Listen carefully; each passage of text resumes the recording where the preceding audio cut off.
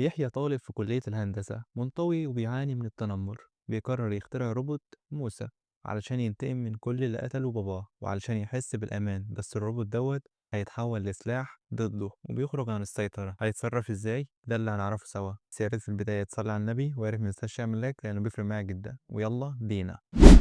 البداية مع الشرطة وهي رايحة البيت عشان يقبضوا على شخص معين، لكن بمجرد ما بيوصلوا البيت طلع البيت فاضي ومفيهوش أي حد غير إنسان آلي، وفي قنبلة قربت تنفجر. وقبل ما يحاولوا يخرجوا كان في تايمر على 15 ثانية كانوا خلصوا والبيت اتفجر. بعدها بيكون يحيى قاعد في أوضة ومتبهدل ومش قادر يتحرك من مكانه. بيكون دكتور فارس قاعد معاه في نفس الأوضة وبنعرف إن هو سبب البهدلة اللي هو فيها، وبيقول له كويس إنك لسه عايش. وبعدين بيطلع صورتين من الملف اللي قدامه، والصورتين دولت بتكون صورة لصالح اللي هو والد يحيى والتانية صورة صاحبته ريكا. وعلشان نعرف ايه السبب بنعرف الحكاية من الأول. إن يحيى في كلية الهندسة بس شاب وحيد في الجامعة بسبب شخصيته الانطوائية، وده لأنه شخص هادي وخجول. لكن ليه شخصية واحدة بس هي اللي مصاحبها ودايما بيتكلم معاها، وهي تبقى ريكا، أما دي بقى تبقى مريم. يحيى بيحبها ومعجب بيها لكن مش قادر إن هو يروح ويعترف لها بحبه، قلقان من ردة فعلها وخايف إنها ترفضه وترفض حبه ليها. في وسط المحاضرة بقى بتاع دكتور فارس الدكتور طرد يحيى بسبب إن ريكا في وسط المحاضرة كانت بتسأله على مشكلة تخص العربية بتاعتها، وهو رد عليها وصوته كان عالي شوية. فدكتور فارس حب يزنقه في مسألة كان بيشرحها، وكان يفتكر إن هو كده هيحرجه قدام أصحابه، لكن كان يفتكر إن هو مش مركز. بس يحيى كسفه قدام الكل لما حل المسألة بطريقة تانية أسهل من الطريقة بتاعة الدكتور. طبعا دكتور فارس ما عجبوش منظره قدام الطلبة وسأله أنت أبوك بيشتغل إيه؟ يحيى رد عليه وقال له كان مهندس بس دلوقتي ساب الهندسة وبقى يشتغل في الساعات. دكتور فارس بص له بصة استهزاء كده وقال له مهندس ساب الهندسة علشان يبقى ساعاتي وبعتك هنا عشان تقرفنا معاك وفي الآخر تبقى ساعاتي زيه. وراح قايل له أنت جاي هنا علشان تسمع بس مش تفكر وتقعد تجادل وتخترع في حلول. ارجع مكانك ياض انت. بعد ما قال له ارجع مكانك لسه هيقعد راح قايل له اطلع بره وما تحضرليش اي محاضره تاني، انت كده كده غبي. يحيى ما قدرش يرد عليه وطلع يجري، وهو بيجري ما كانش واخد باله خبط في واحد كان في ايده مشروب. طبعا اللي خبط فيه ما سكتش، وقع يحيى على الارض وقعد يضرب فيه، بس ريكا جات ولحقته بسرعه. بس للاسف اللي حصل ده كله كان قدام مريم، وده اللي خلاه يقوم جري عند باباه يبقى الشخص الوحيد اللي كان دايما بيسمعه ويفهمه من غير ما يحكم عليه. وحكى له كل اللي حصل. فصالح اللي هو يبقى والده حاول يهزر معاه ويخرجه من حالته، وقال له وانت متضايق ليه دلوقتي؟ علشان اتضربت ولا علشان قالوا عليك مجنون؟ وبعدين قال له وفيها ايه يعني؟ فيها ايه يعني ما انت طالع مجنون زي ابوك. وبعدها اقترح عليه يروحوا يقعدوا في الورشه شويه اللي بيسموها الكوخ، واللي كان دايما بيحب يقعد فيها علشان بتفكره بمراته الله يرحمها.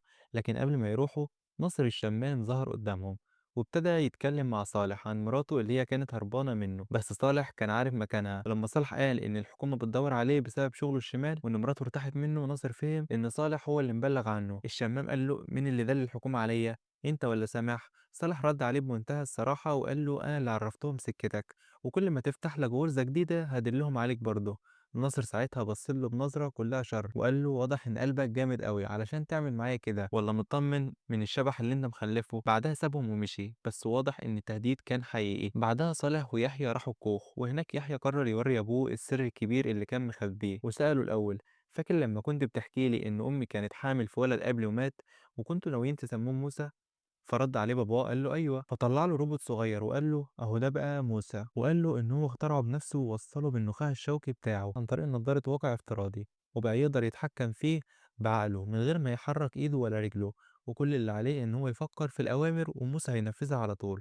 ولما حس ان ابوه مش مصدقه شغله قدامه وخلاه يكسر صخرة قدامه. لكن صالح رغم كل دوت ما اقتنعش وفضل يتريق عليه ويقول له خده بيعه في اي محل للعب الاطفال. في وسط اللحظة ديت مريم ظهرت فجأة عند باب الكوخ وسألت يحيى اذا كان هو كويس ولا لأ، بس من الاحراج اكتفى ان هو يهز راسه وراح ماشي من قدامها. مريم قعدت مع صالح واعتذرت له ان هي جايه من غير ميعاد، وقالت له ان هي حاولت تكلم يحيى كتير لكن تليفونه مقفول. فصالح بص لها وسألها بصراحه انت بتحبي يحيى؟ هي سكتت، فغير سؤاله وقال لها طيب انت بتعطفي عليه؟ وهنا ردت عليه وقالت له لا، بس هو ساعدني قبل كده لما كنت محتاجه سماعه وانا كنت عايزه ارجعها له. ومن هنا نرجع مرة تانية للحاضر عند دكتور فارس ويحيى. وفارس بيقرأ الملف بتاعه وبيعرف إن هو شخص عنده اضطرابات نفسية وضعف في التواصل مع الناس. ووسط الكلام ده كله بيسأله فجأة هو أبوك مات إزاي؟ هنا يحيى اتعصب واتقلب عليه وقال له أبويا ما ماتش، أنت فاهم؟ وده لأن عقله كان لسه رافض يصدق الحقيقة. لما رجعنا للماضي هنفهم ليه. لأن صالح في يوم كان بيتكلم مع يحيى عن أمه وإزاي زعل عليها لما ماتت يوم ولادته، وبعدها سأله إذا كان بيحب مريم ولا لأ. يحيى اعترف له إن هو بيحبها بس شايف نفسه أقل من أي حد ممكن ينافسه وإن عمره ما هيتجرأ إن هو يعترف لها بحبه. وفجأة وهم في البيت ناصر ظهر ومعاه بلطجية وهجموا عليهم، وضربوا صالح وسرقوا الساعات اللي عنده وولعوا في البيت كله. ويحيى وقتها وقف متجمد مكانه مش قادر يدافع عن أبوه ولا ينقذه ولا حتى يتحرك عشان يلحقه، لحد ما النار خنقت صالح ومات قدام عين يحيى. ومن هنا نفهم إن صالح مات فعلا، بس يحيى من شدة الصدمة اللي هو شافها بعينه فضل شايفه عايش في خياله ومش قادر يعترف بالحقيقة. وبعد الحريق مريم راحت تعزيه وتحاول تقف جنبه، وهو طالع منها تشوف له حد يشتري البيت بس يسيب له الكوخ بس لأنه مبقاش قادر يقعد فيه بعد ما باباه مات. وبعدها راح النيابة علشان ياخدوا أقواله، ولما اتسأل عن المشتبه فيه قال لهم على ناصر، لكن لما جابوا ناصر طلع معاه ورق يثبت إن هو كان في الساحل وقت الحريق، فالحكومة حبسته أسبوع احتياطي يمكن يتكلم. لكن يحيى فجأة رجع في كلامه وقال لهم يمكن أنا شفت بالغلط. الحقيقة إن يحيى كان اتكسر تماما وحاول يخلص على نفسه أكتر من مرة، لكن في كل مرة كان بيرجع في آخر لحظة. وفي مرة شاف أبوه قدامه في خياله وسمعه بيقول له إن لو عمل كده يبقى ضعيف وجبان وإنه لازم ياخد حقه من ناصر علشان ما يكررش جريمته مع حد تاني. ومن هنا يحيى قرر يسمع كلام أبوه ويستخدم موسى علشان ينتقم. بدأ يصرف كل اللي معاه على تطوير موسى ويكبره ويقويه لحد ما وصله للشكل الكامل. بعدها بدأ يراقب ناصر ويتتبعه، ولما عرف مكانه فضل ماشي وراه لحد ما وصل لمخبأه هو والبلطجية بتاعته. وقتها يحيى ظهر قدامهم وناصر أمر رجالته إنهم يخلصوا على يحيى، لكن في لحظة اختفى يحيى وظهر بداله موسى اللي كان مستخبي في العربية. ومن هنا الروبوت بدأ يخلص عليهم واحد ورا التاني لحد ما وصل لناصر وموته بنفس الطريقة اللي موت بيها صالح، كب عليه بنزين وولع فيه جوه العربية. لكن بسبب سوء حظه إن حد كان موجود وصور كل اللي حصل دوت ورفع الفيديو على وسائل التواصل الاجتماعي، والموضوع انتشر قوي وبقت البلد كلها بتتكلم عن موسى. وفي نفس الوقت دكتور فارس كان بيكشف على ابنه اللي عنده مرض نادر، وكان عارف ان علاجه الوحيد عملية بره مصر لكن هتكلفه مبلغ كبير. وفي وسط دوت جاله استدعاء من الداخلية علشان يحضر اجتماع بخصوص الروبوت اللي ظهر في الفيديو، ولأن فارس دكتور في هندسة الميكاترونكس فوجوده كان مهم علشان يساعدهم يفهموا ازاي الروبوت دوت بيتحرك وازاي يوقفوه، لأن بالنسبة لهم هو سلاح مدمر وتهديد للبلد حتى لو هم لسه ما يعرفوش الحقيقة الكاملة ورا ظهوره. في نفس الوقت دوت يحيى وصل له على كمبيوتر رسالة من شخصية غامضة اسمها الهرم الرابع، وده هاكر معروف بإنه عبقري وناس كتيرة شايفاه بطل. والرسالة كان مضمونها إن هو عارف إن يحيى هو اللي صنع موسى، وقال له لو نار الانتقام لسه جواه فهو يقدر يساعده. وعلى الناحية التانية ظهرت جماعة خطيرة ملهاش علاقة لا بالحكومة ولا بالمخابرات عايزين يسيطروا على موسى ويستخدموه في الشغل الشمال. والجماعة ديت كان على رأسها شخص خطير اسمه سمير، وسمير جمع رجالة وقال لهم إن هم قدام اختراع في عالم السلاح ممكن يغير كل حاجة حرفيا، ولازم يوصلوا له قبل الحكومة ما توصل له. وعلشان كده لازم يجندوا واحد من فريق البحث اللي بيتابع القضية ديت علشان يبقوا سابقين بخطوة. والمفاجأة بقى إن سمير دوت طلع مين؟ طلع يبقى أبو مريم اللي يحيى بيحبها، والظاهر إن علاقته ببنته كان مش أحسن حاجة. في نفس الوقت دوت ريكا راحت ليحيى ترجع له الكشكول بتاعه، لكنها من سوء حظها شافت رسومات موسى في الكشكول دوت وفهمت على طول إن هو اللي عمل الروبوت دوت. بس هي ما خافتش وقالت له سرك كبير وطلبت منه إن هي تشوف موسى، وهو وثق فيها ووراه لها. ومن هنا بدأت تساعده أكتر لحد ما استخدم عربيتها علشان يشيل فيها موسى لأنها أوسع من عربيته. وريكا سألت يحيى إذا كان بيعمل كل دوت علشان ينتقم من اللي قتلوا باباه ولا علشان يثبت للناس إن هو مش فاشل ومجنون، خصوصا لمريم. بس هو قال لها لا دوت ولا دوت، أنا عايز أنتقم من الدنيا كلها من أي حد مؤذي بيفكر يأذي غيره.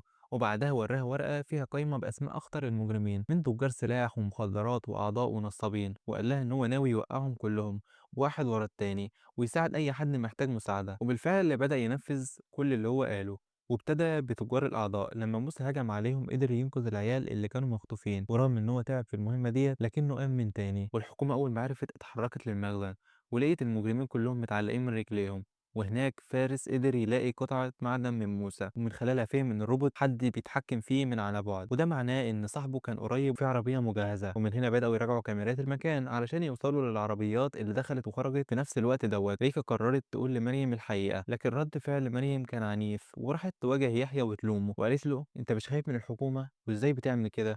هو رد عليها بعصبية وقال لها وانا كان المفروض اسيب حق ابويا، انا بدأت طريق ومش هعرف ارجع منه. فمريم قالت له انا مش هقدر افضل جنبك وانت ماشي في السكة دي، وفعلا ساب. اما فارس والمقدم زكريا فكانوا بدأوا يقربوا جدا من الحقيقة. اول حاجة اكتشفوها ان ناصر فعلا كان متورط في قتل صالح ابو يحيى، وتاني حاجة ان هم لما رجعوا الكاميرات لفت نظر فارس عربية مفرغة وطلب يعرف صاحبها. ولما وصلوا اتضح ان العربية باسم صالح الخياط، وهنا ربط فارس الخيوط مع بعضها وفهم ان يحيى غالبا هو صاحب موسى. ومن هنا الحكومة راحت بيت صالح، لكن الغريب ان رجال سمير كانوا وصلوا قبليهم وفتشوا البيت كله. ولما الحكومة دخلت هي كمان ما لقيتش اي حاجة، بس قبضوا على يحيى عشان يحققوا معاه. وفارس في اللحظة ديّة بدأ يحس إن في حد بيسبقهم بخطوة، ولمّا راقب مساعده اكتشف إن هو العصفورة اللي شغال مع سمير، وبعد ما ضغط عليه اعترف فعلًا، وفي نفس الوقت دوّة حالة ابن فارس ساءت جدًا، والدكتور قال له لازم العملية تتعمل بسرعة، وهنا فارس خد قرار خطير جدًا، راح لسمير بنفسه وعرض عليه إن هو يجيب له موسى وصاحبه كمان، مقابل إن هو يساعده يسفر ابنه برّه عشان يتعالج، ومن هنا بدأت الخطة. الخطة كانت إن رجالة سمير يركبوا قطر كأنهم مسافرين، وفي نص الطريق يرفعوا السلاح على الركاب ويعملوا حالة رعب، وفي نفس الوقت حد منهم يصور كل دوت وينشره على السوشيال ميديا علشان يحيى لما يشوف الفيديو دوت يبعت لهم موسى علشان ينقذ الناس. في الوقت دوت كانوا يضغطوا عليه من ناحية تانية بخطف مريم باعتبارها نقطة ضعفه الحقيقية، وبالفعل الخطة مشيت وموسى دخل القطر علشان ينقذ الركاب، بس رجالة فارس كانوا مجهزين جهاز بيشوش عليه ويفصل أي إشارة علشان ما حدش يقدر يتحكم فيه عن بُعد، وفعلًا الاتصال اتقطع بين يحيى وموسى، لكن في آخر لحظة واحد من الركاب ضرب الراجل اللي ماسك الجهاز اللي بيشوِّش عليه، فالإشارة رجعت وموسى قدر ينقذ الناس، وبعد اليوم دوّة يحيى رجع بيته ولقي CD متساب له عليه فيديو لمريم وهي مخطوفة، ومن هنا عرف إن اللعب بقى شخصي، فقرر يروح لسمير ويحكي له، وهناك سمير اكتشف إن البنت اللي فارس خطفها تبقى بنته هو شخصيًا، فاتصل بفارس وهدده، لكن فارس قال له ببساطة قُل للي عندك معاه 24 ساعة وييجي لي، وقتها يحيى أخد قرارين أصعب من بعض، الأول إن هو يروح لفارس من غير موسى لإنه فِهم إنه قادر يشوِّش عليه ويوقّفه، والتاني والأصعب إن هو يخفي موسى من الوجود، لإنه شايف إن لو في حد لازم يتحاسب على كل اللي حصل دوّة فهو يحيى بذات نفسه مش اختراعه، وقبل ما ينفذ ده كله طلع لايف قدّام الناس كلها، وحكى لهم قصته كاملة، واعترف إن هو المسؤول عن موسى، وقال لهم بوضوح إن لو في حد لازم يتحاسب يبقى أنا مش موسى. وبعدها راح لفارس هو وريكا. في نفس اللحظة ديّة الحكومة كانت وصلت بيت يحيى، ولقيت موسى هناك مفخخ بقنبلة، والبيت كله انفجر، وده نفس المشهد اللي الفيلم بدأ بيه. أما بقى فارس فبعد ما رجالته ضربوا يحيى، حد اتصل بفارس وقال له إن موسى انتهى خلاص، لكن يحيى قال جملة واحدة مهمة، صحيح موسى راح بس تصميمه لسه محفور في دماغي، وبعدها حاول يقنعه إن هو يبعد مريم عن الصراع، ويخلي المواجهة بينهم هما الاتنين. وفارس وافق شكليا على الأمر دوت وأمر إن هم يسيبوا مريم تمشي، لكن في الحقيقة كان ناوي ما يطلعهاش غير لما ياخد التصميم، ويحيى وافق إن هو يرسم له التصميم لكنه كان محضر مفاجأة، طلع أنبول من جزمته وكسره وابتدى يرسم عادي، وفي نفس الوقت دوت عدى موتوسيكل من المكان نشر مادة مخدرة في الهواء ونيم كل رجالة فارس، وبعدها ظهرت مجموعة لابسة أقنعة واتضح إن هم تبع مين؟ تبع الهرم الرابع اللي هو بعت ليحيى علشان يقدر يساعده، وبدأوا يزرعوا قنابل في المكان كله، وقالوا ليحيى إن هم عندهم 10 دقايق قبل الانفجار. فارس ساعتها هرب بنفسه، أما يحيى فكان لسه في قلب المكان، وبعدها ريكا سلمت مريم جواب من يحيى كان بيقول لها فيه إن هو بيحبها حتى لو عمره ما قدر يقول لها قبل كده، لكنه دلوقتي مرتاح علشان عارف إنها بخير. في نفس الوقت دوت الحكومة كانت بتدور على فارس لما شافوه في كمين وهو مسافر بابنه علشان العملية اللي هيعملها له، فهم إن هو خلاص هيتقبض عليه، فكلم مراته وقال لها إن هو موافق على العملية تتعمل في مصر، وبعدها سلم نفسه. وفي المشهد الأخير بنشوف الهرم الرابع بنفسه، والمرة دي ما كانش بس بيساعد يحيى من بعيد، ده دخل المكان بعد الحريق وفضل يدور عليه لحد ما لقاه لسه عايش وطلعه من وسط النار وحطه على نفس العربية الصغيرة اللي كان يحيى بيشيل عليها موسى، وبعدها اختفوا هما الاتنين وكأن الحكاية لسه ما خلصتش. ودي بتكون نهاية الفيلم. أتمنى لو ملخص الفيلم عجبك ما تنساش اللايك والاشتراك في القناة علشان إن شاء الله ملخصات تانية كتير، ويا ريت لو عندك أي ملاحظات نقدر نعدلها في الفترة الجاية يا ريت تكتبها لنا في التعليقات، والسلام عليكم.